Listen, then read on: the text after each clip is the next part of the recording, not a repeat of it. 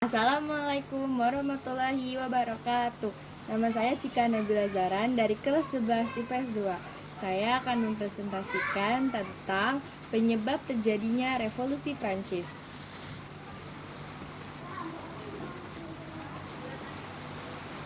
Revolusi Prancis merupakan salah satu dari revolusi besar dunia yang mampu mengubah tatanan kehidupan masyarakat. Revolusi Prancis merupakan suatu periode sosial, radikal, dan pergolakan politik di Prancis, di mana memiliki dampak bagi sejarah Prancis sendiri, bagi Eropa, dan pengaruh ke beberapa negara dunia.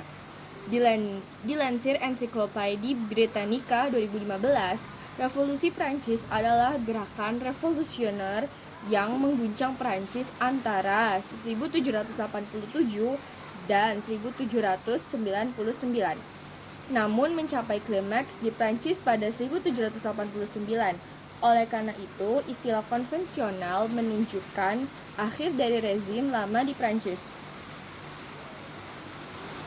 Penyebab terjadinya revolusi. Sebelum terjadinya revolusi Prancis, sistem kehidupan yang mengatur masyarakat berjalan sangat buruk dalam berbagai bidang kehidupan seperti politik, sosial, dan ekonomi berlangsung pada situasi yang tidak adil dan kacau. Kekuasaan raja yang absolut. Kekuasaan raja yang absolut dimulai sejak Prancis dipimpin oleh Henry IV. Namun benar-benar diterapkan pada pemerintahan Louis XIII tahun 1610 sampai 1643. Raja adalah penentu tunggal dalam urusan pemerintahan. Penerus-penerus Raja Louis ke-13 tetap mempertahankan sikap absolut dalam memerintah. Pada masa pemerintah Raja Louis XIV tahun 1643 sampai 1715 mengikrarkan dirinya sebagai pengganti Tuhan di dunia atau Le Droit Divin. Selama memerintah, Raja Louis XIV memiliki negara secara mutlak, baik kekayaan maupun penduduknya. Prancis mengalami kemunduran pada masa pemerintahan Raja Louis ke-16 pada tahun 1774 sampai 1789, di mana pada waktu itu tengah terjadi krisis keuangan.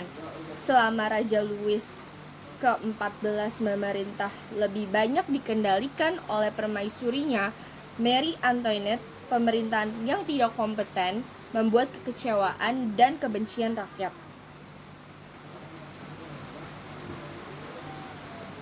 Ketimpangan masyarakat. Kekuasaan pemerintahan yang absolut membuat rakyat hidup tertekan dengan berbagai kewajiban yang memberatkan. Kondisi itu membuat kecemburuan sosial bagi rakyat, bahkan mendorong munculnya kelompok-kelompok masyarakat yang berusaha mempertahankan kemapanan. Keadaan sosial tersebut membagi struktur masyarakat menjadi 3 golongan, yaitu golongan pertama yaitu bangsawan. Pada golongan pertama terdiri dari kerabat kerajaan dan pemilik tanah. Golongan kedua, gereja atau agama. Pada golongan kedua merupakan sebagian kecil masyarakat Prancis. Kelompok tersebut ada sekitar 65.000 jiwa dan berhasil menguasai 1/5 dari tanah di Prancis. Golongan ketiga, rakyat umum. Golongan ketiga merupakan golongan terbesar dari rakyat Prancis, di mana terdiri dari kaum borjuis, pengrajin, atau petani. Jumlah pada golongan tersebut jumlahnya sekitar 25 juta jiwa dan dipandang rendah serta tidak mempunyai hak untuk memegang suatu jabatan.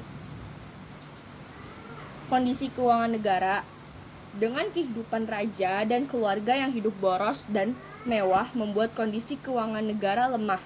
Apalagi pada tahun 1787 dan 1788 terjadi gagal panen dampak dari iklim yang tidak teratur. Pada tahun 1787, pemerintah juga memulihkan kebebasan ekspor biji-bijian sehingga lumbung-lumbung kosong. Harga biji-bijian yang membumbung cepat menimbulkan kenaikan biaya hidup. Dampaknya banyak perusahaan yang gulung tikar. Berkembangnya pemikiran baru. Pada pertengahan abad ke-18 di Prancis muncul para penulis dan filsuf terkenal. Banyak tulisan-tulisannya yang mengilhami munculnya dan mendorong perubahan besar, di mana tulisannya mengenai kesalahan-kesalahan pemerintah lama, ketidakadilan sosial, dan kondisi keuangan. Filsuf-filsuf pembaharu yang muncul seperti Montesquieu, Voltaire, atau Jean-Jacques Rousseau. Meletusnya Revolusi Prancis. Dengan kondisi-kondisi Prancis yang terjadi seperti itu membuat ketidakpuasan dan kemarahan rakyat pada tahun 1789. Kritik tiada henti dilontarkan sepanjang abad oleh kaum elit negeri yang berilmu. Mereka menolak jarak antara tatanan politik dan sosial. Dalam buku sejarah Prancis dari zaman prasejarah hingga akhir abad ke-20 tahun 2011, karya Jean Carpentier pada awal tahun 1789 marak bermunculan plakat-plakat dan lembaran berkala.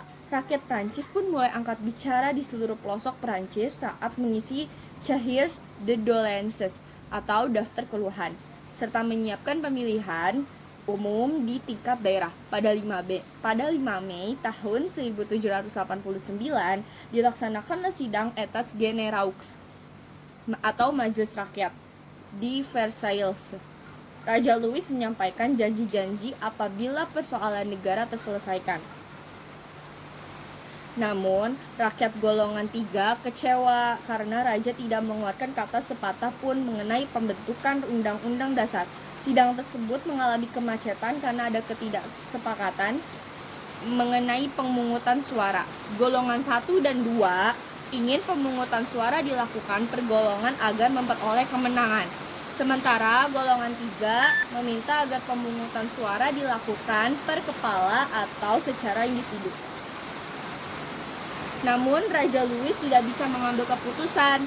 Sikap raja menimbulkan kekecewaan bagi golongan 1 dan 2. Sedangkan golongan 3 semakin bersemangat untuk mengadakan perubahan. Pada 14 Juni tahun 1789, golongan 3 membentuk Assemblée Nationale atau Dewan Nasional. Dewan Nasional. Dewan tersebut adalah sidang seluruh rakyat Indonesia. Dewan tersebut adalah sidang seluruh rakyat tanpa golongan. Pada 9 Juli tahun 1789, Assemblée Nationale Constituante atau Dewan Nasional Konstituante terbentuk. Dewan tersebut bertugas membuat rancangan undang-undang dasar. Lahirnya dewan tersebut membuat kedudukan dan kewibawaan raja menjadi lemah. Pada 14 Juli tahun 1789 terjadi penyerbuan ke penjara Bastille sebagai lambang absolutisme raja. Penyerangan tersebut terjadi karena adanya informasi jika raja telah mengarahkan 20.000 pasukan untuk berjaga-jaga di sekitar Versailles atau Paris untuk menindas revolusi. Penyerangan penjara Bastille sebagai penanda meletusnya revolusi Prancis. Rakyat Prancis pun menetapkan 14 Juli tahun 1789 sehingga Hari Nasional Prancis. Ya. Sekian dari saya presentasi hari ini. Wassalamualaikum warahmatullahi wabarakatuh.